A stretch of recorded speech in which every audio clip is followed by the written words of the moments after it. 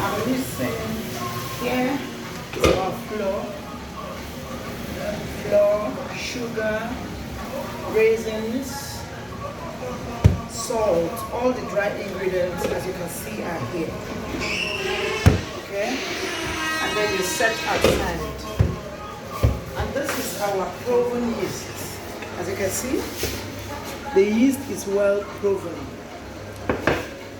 When I mean proven, I mean you can see it's boiling, bubbling, and it's well risen.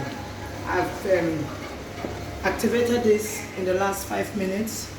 Lukewarm water, not hot water, because if you use very hot water, it's definitely going to kill your yeast.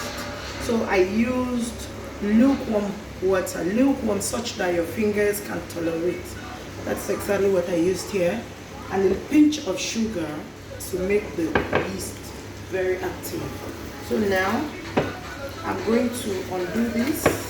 As you can see, my yeast is very, very active.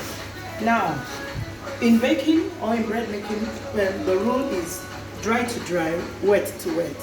In here we have all the dry ingredients we'll be using for our bread, and then the wet ingredients here. This is melted butter, melted salty butter. I'll be using it for this purpose of this bread making today. So that's a melted butter. I've introduced it into the yeast.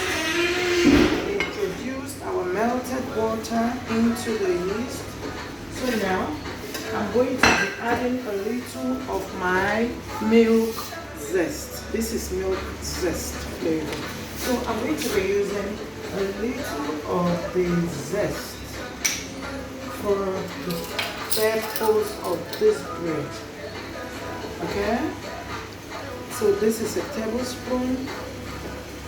This is 2 tablespoons of zest.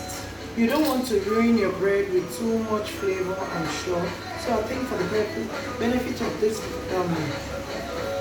baking, will be okay with 2 spoons of zest. Okay. So in here we have our